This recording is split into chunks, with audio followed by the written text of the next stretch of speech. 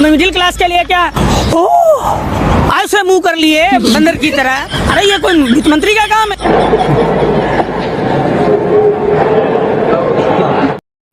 9 साल में बीजेपी के 9 काम गिना दो और मैं 52 साल के कांग्रेस के आपको 52 काम गिना दूंगा। बोलो अभी मजा आएगा ना भिड़ो। 9 काम गिनवा दीजिए। फिर देखिए चैलेंज दे रहे हैं अंकल। मैं गिनवा रहा हूँ, मोदी जी का 9 नहीं 99 काम है। बहुत टाइम है हमारे। गिनाते गिनाते सुबह से शाम हो जाएगी। अच्छा, सबसे पहला मैडम बेटियों के लिए बेटी बचाओ, ये योजना मोदी जी बच रही है, बच रही है।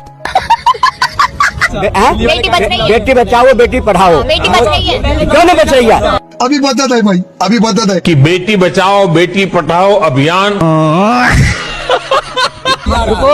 धारा 370 हटाया। जो मोदी जी के साथ है वो निर्दोष है, ईमानदार है और मेहनतकश है। वो देश के लिए काम करने वाला है। कौन है ये लोग? हेमंत बिस्वा पे भी केस है, अजीत पवार पे भी केस है। अब बस हवा निकल गई। भाजपा के 139 सांसदों पर चल रहे हैं मुकदमे। ये भाई साहब कह रहे हैं कि वो नहीं, मुकदमा कोई नहीं है, दागी कोई नहीं है, उनके ऊपर केस चल रहे हैं। और ये रहा कांग्रेस का भी है ऐसी बात। कांग्रेस के 26 सांसदों पर 26 ज्यादा होते हैं, 139 ज्यादा होते हैं। रुको जरा, थोड़ा सा मैथमेटिक्स समझा दो इन भाई साहब को। भाई साहब आज जो जितने भी जो किया, अरे 39 जाते हैं, 26 ज्यादा 139 ज्यादा, फिर लेकिन सब निर्दोष है।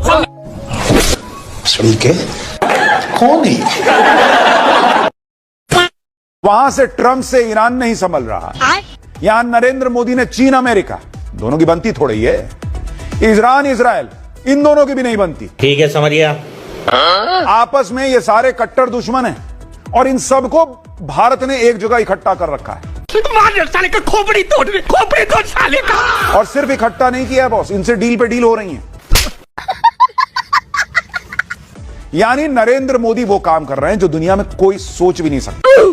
अभी मैं गाली नहीं दे सकता। नहीं, गाली नहीं देना। फैमिली देखती है, वरना मैं ऐसे गाली दूं, ऐसे गाली दूं ना, जिंदगी भर याद रखें ये बड़े हुए।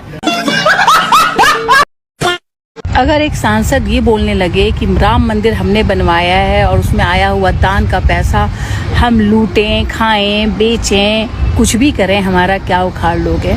समझ रहे हो? उस देश में हम ये नहीं कह सकते हैं कि अब लोकतंत्र बचा है। ये बड़ी अच्छी बात कही आप। वहाँ खुली लूट चल रही है और ऐसा प्रतीत होता है कि डाकुओं को स्वयं हम लोगों ने प्यार से अपना देश पकड़ा दिया कि लो लूटो, जी भर के लूट लो, इसकी आत्मा तक लूट लो, अपना जमीर मारकर इसको छिन्न भिन्न कर दो, इस देश को एकदम खत्म कर दो। बेशर्मो शर्म करो शर्म। इनके बयान इतने धड़ल्ले से आ रहे हैं और कोई बोलने वाला नहीं है। सीधे कह रहे हैं कि राम मंदिर हमने बनाया है। किसके पैसे से बनाया है? जनता से दान लेके बनाया है। सही पकड़े हैं। जनता के पैसे से मंदिर बनाया है। क्या मनोज तिवारी ने अपने घर से पैसा दिया था? जनता के टैक्स के पैसे का इस्तेमाल करते हैं, उनके दान के पैसे का इस्तेमाल करते हैं, उनके चंदे का इस्तेमाल करते हैं और फिर जनता से ही कहते हैं कि हमारा क्या उखाड़ लोगे? बम्मा बहन पे आ जाऊंगा मैं इनकी। यही है हमारा लोकतंत्र और हम सब बधाई के पात्र हैं क्योंकि हम यही डिजर्व करते हैं। इतनी खुली लूट के बावजूद भी जो हम लोग ने मौन धारण कर रखा है, इसलिए हम लोग यही डिजर्व करते हैं। बेशर्मो शर्म करो शर्म। क्या कहता था अमेरिका? क्या कहता था? आज हम कहते हैं हम गरीब थे, गरीब है, गरीब ही रहेंगे मोदी के राज में।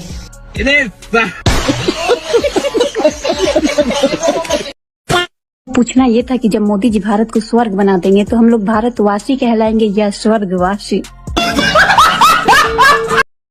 बाबर ने भी राम मंदिर ऐसे नहीं लूटा होगा जैसे भाजपा राज में लूट लिया गया।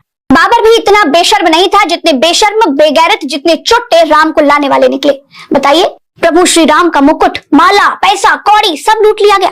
बाबर भी आज इन चुट्टों को ऊपर से देखकर शर्म महसूस कर रहा होगा। भाजपा राज में मंदिर का चढ़ावा चोरी कर लिया गया। चुट्टे वही हैं जो खुद को राम को लाने वाला बताते थे। ना आधार कार्ड देश की नागरिकता का प्रमाण पत्र है, ना ड्राइविंग लाइसेंस देश की नागरिकता का प्रमाण पत्र है और ना ही वोटर आईडी देश की नागरिकता का प्रमाण पत्र है और ना ही पैन कार्ड देश की नागरिकता का प्रमाण पत्र है। अब गुज्जर ने देश के अंदर नया जाल बिछाया, नया जाल। कहता है पासपोर्ट भी देश की नागरिकता का प्रमाण पत्र नहीं है, लेकिन वो कौन सा ऐसा साला पेपर है जो देश की नागरिकता को प्रूफ करेगा। अंतर्राष्ट्रीय बाजार में क्रूड ऑयल का कीमत यानी कच्चा तेल का कीमत 74 से $75 प्रति बैरल है। और जब युद्ध चल रहा था तो उस समय क्रूड ऑयल का कीमत $107 प्रति बैरल था। ठीक है, समझ गया। जब लगातार क्रूड ऑयल का दाम नीचे गिर रहा है तो हमारे देश में पेट्रोल डीजल का दाम नीचे क्यों नहीं गिर रहा है? बात तो सही है। अभी जिस तरीके से हम ये आम चूसे ना, वैसे ही मोगली जी हम लोग को चूस रहे हैं। अरे हम तो फकीर आदमी हैं, झोला लेके चल पड़ेंगे जी। नहीं नहीं नहीं नहीं, ये झोला उठाकर मैं नहीं जाने दूंगी फकीर आदमी को। मुझे देखना है एपिस्टाइन फाइल।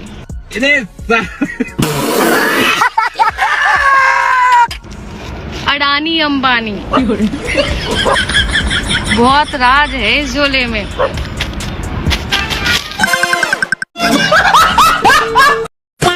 है पापा की परियां जो पापा के लिए फर फर करती रहती। गजब का ज्ञान है इन लोगों को। गोदी मीडिया के पत्रकार ये देखिए, गोबर खा के गोबर को च्यवनप्राश समझकर जब चाट के आई हैं,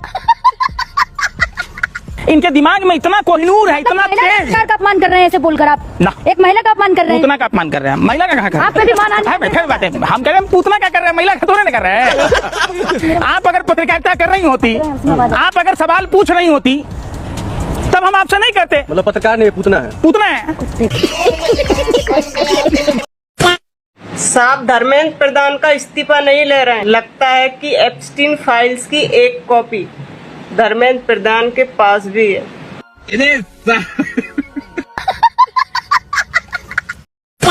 तो फाइनली मोदी जी ने धर्मेंद्र प्रधान की कड़ी निंदा की है, उन्हें नीट पेपर लीक के लिए जिम्मेदार ठहराया। मैं नहीं मानता। और बच्चों के भविष्य के साथ खिलवाड़ करने के लिए इस्तीफा देने को कहा। ये ऑटो करेक्ट हो गया, थोड़ा सा कुछ और लिख गया इंग्लिश में। तो दीदी जो है पेपर लीक हुआ है, इसके बारे में क्या कहना चाहोगे आप? पेपर लीक है, पहले की सरकारों में नहीं हुए, लेकिन ये देश विरोधी नारे लग रहे हैं। इसके हम सख्त खिलाफ हैं। तो हम इसके बारे में तो बात ही नहीं कर रहे, हम ये पूछ रहे हैं पेपर लीक के बारे में क्या कहना चाहोगे? ये पेपर लीक हुआ है, इसके बारे में। नहीं, ये जो उमर खालिद के सपोर्टर हैं, ये सपोर्टर क्यों हमें बोल रहे हैं? ये क्या बक रहे हो? इसके बारे में तो बात ही नहीं कर रहा मैं, ये पेपर लीक हुआ है, इसके बारे में पूछना चाह रहा हूँ। मैडम आप बताइए। एक बात बताओ, ये क्या देश श्री राम का नहीं है? ये देश श्री राम का है, हम इस देश के हैं। अभी मैं गाली नहीं दे सकता।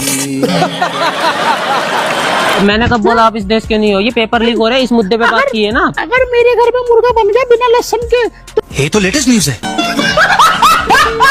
लोगों को मिर्च लग गई।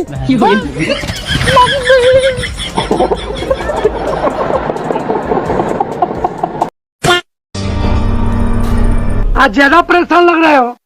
राम मंदिर चोरी का इल्जाम ना तो मुस्लिमों पे डाल सकते, ना नेहरू पे डाल सकते, और तुम ही बताओ क्या करें? रुको मैं कुछ करता हूँ। ओके गूगल, राम मंदिर चोरी का इल्जाम राहुल गांधी पे कैसे डाले? वो अलग ही लेवल का बंदा था। 14 से पहले जो पत्रकार हुआ करते थे वो सरकारों से सवाल पूछते थे। अच्छा मुझे ज्ञान मत दीजिए असीम वकार। 2014 के पहले क्या होता था क्या नहीं, मैं 2007 से काम कर रही हूँ। दलाल दलाल, जिन लोगों का पक्ष आप ले रहे हैं ना, उन लोगों को मैंने काम करते हुए देखा है। जिस दिन मुंह खोलूंगी ना, आग लग जाएगी सर। कौन है? वो मेरा ही सवाल था जो मैंने प्रधानमंत्री नरेंद्र मोदी से पूछा है। उन मुसलमानों को लेकर सवाल रूबिका लियाकत ने पूछा था असीम वकार।